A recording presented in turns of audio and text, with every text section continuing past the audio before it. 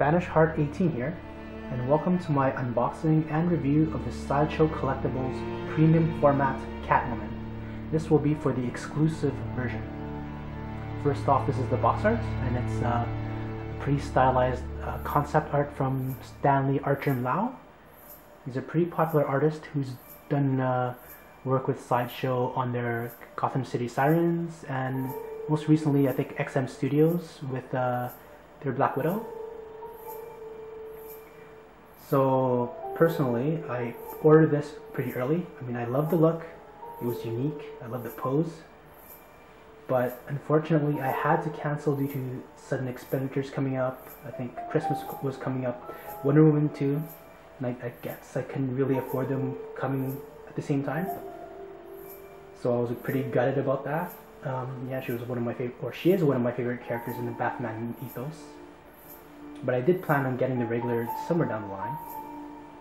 And when the initial pictures hit on the forums, yeah, the googly eyes, the blemishes in the suits, I felt I kind of dodged a bullet. But then later on, as more people started getting theirs in and putting pictures up of perfect statues, I knew I had to get it, like somehow, some way. And fortunately, the exclusive version opened up again, and I jumped all over that. So yeah, I'm just really excited of finally getting her in hand, and she came in yesterday, so I'll just crack her open and put her together and give it my thoughts.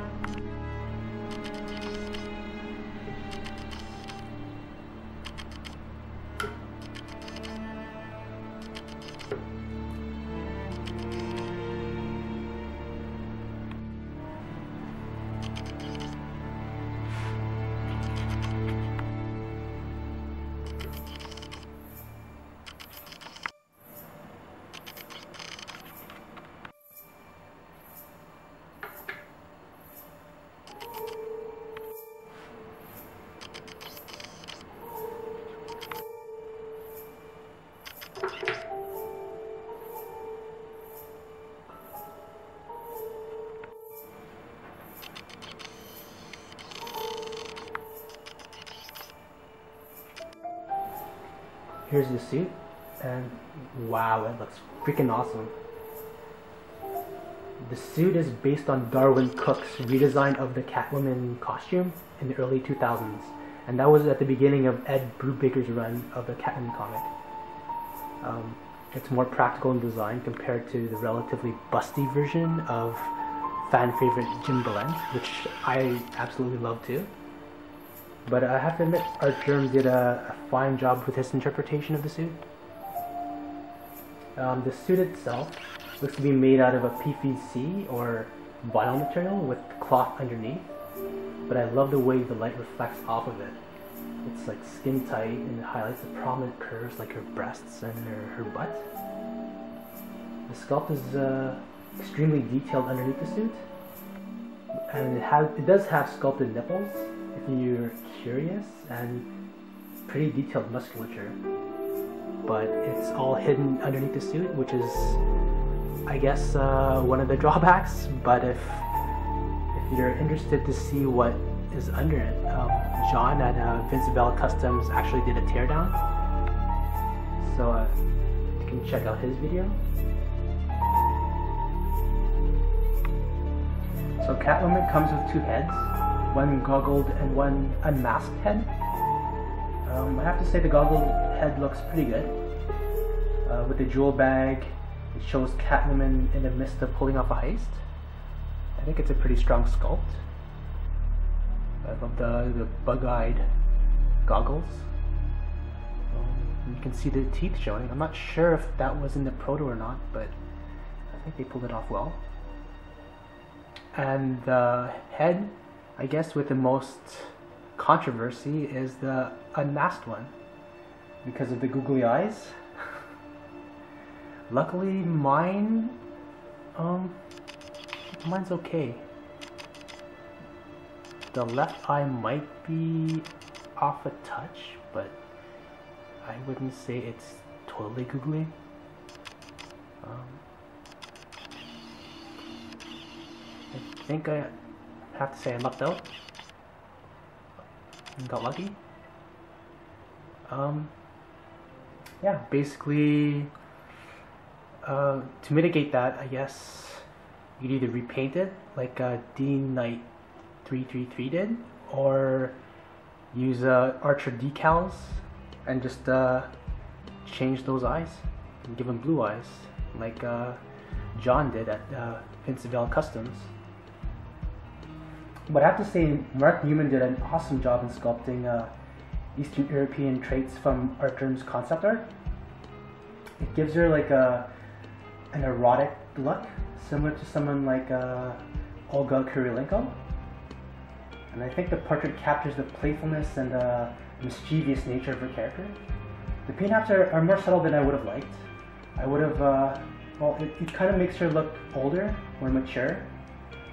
And I guess if they gave her more redder lips and maybe more blush and eyeshadow, it would have made her a bit more younger, a bit more playful. Maybe brought that kind of like mischievous look out of it more. Compared to Wonder Woman's base, Catwoman is a bit heavier, but not by much. They're both pretty light. I like the brickwork.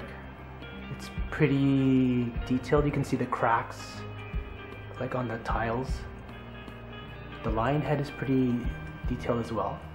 But I wish they would have put more shadowing and blacks just to make it pop out more, because it kind of looks flat in a way, but still just amazing detail on it. Also watch out for the teeth because they're pretty delicate, and I've heard one or two collectors accidentally chip the teeth because it's kind of protruding out when you move it, so you can easily bump it into something and chip it off. Here's a side-by-side comparison between Wonder Woman and Catwoman. Size-wise, Wonder Woman is around 25.5 inches from base to spirit tip, compared to Catwoman, who is 23 inches from base to her cat ear. Body-wise, Wonder Woman was sculpted by Steve Schumacher, who's one of the top sculptors in the industry, and I think he did an absolutely phenomenal job with her.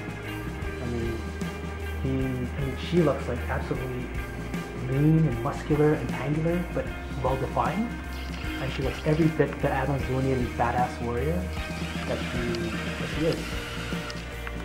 And I think, yeah, Steve Schumacher also sculpted stuff for Sideshow, like the Sinestro, Halloween, yes, the GST Spider-Man comic kit collection, and I think he did the Godzilla maquette. And as for Catwoman, Mark Newman did the primary sculpting, and he is absolutely one of the top sculptors of the female form out there. I mean, he's done Queen of the Dead, Storm, Poison Ivy, Scarlet Witch, he did Shop T, maybe, I think he did the first Vampire as well, first Premium Format. But yeah, I mean, Catwoman just looks absolutely curvy and sexy. With absolutely thick thighs and a really big double butt. but you can almost believe that she's a gymnast with those thick quads that she needs to be able to flip and run and scale walls and swing through the roofs of Gotham City. So yeah, I mean, again, there's like a extremely detailed sculpt underneath the skin-tight suit. As for QC issues, more might be associated with Wonder Woman because of her being completely sculpted. I mean, especially with the paint apps and the chips, there isn't like a cloth covering like Catwoman has, so there's like little margin for error as far as paint apps and stuff. So I think that's a trade-off between having sculpt and having fabric. One big concern that I have with the suit is that it's probably going to be a bitch to maintain. I think cleaning it and dusting it, especially if you're living in a humid area, is a big concern. Just because like if the dust accumulates and with the humidity, it may tarnish and even damage the suit.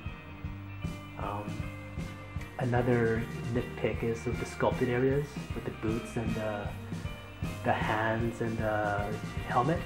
It tends to pick up fingerprints a lot, so that's going to be hard to clean off too.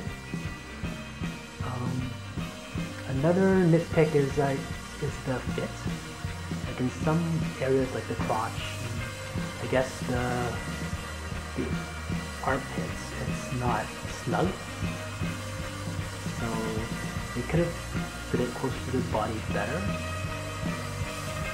And on mine, I did notice a few striations and kind of coarseness, which is kind of it's a telltale sign that that part of the suit is stretched out compared to the areas that are not stretched, that are not stressed.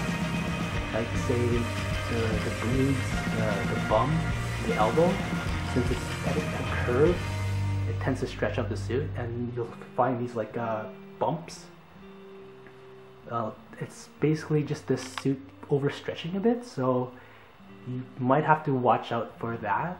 I'm not sure if that may wear off or may wear out in time. Another big difference between Wonder Woman and the Catwoman Premium Formats is that Catwoman relies on magnets for her switch out parts to be assembled, whereas Wonder Woman relies on pins, which I absolutely hate. I mean, putting together Catwoman was infinitely easier, just a simple like snap and you're done. But Wonder Woman was just it was like a ticking time bomb practically. Just trying to align the pins, making sure they fit snugly. You know, just being careful not to snap them, or else you're basically shit out of luck. So yeah, I mean, other collectors have managed to mitigate that by by lubricating the pins with either a WD-40 or Vaseline, and that apparently allows them to just slide in naturally and easily.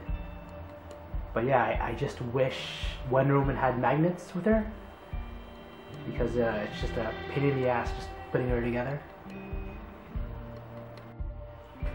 Catwoman should comfortably fit in a Vesta. In the picture that I have up, I lowered the shelf one level, so the clearance is around 26 inches tall.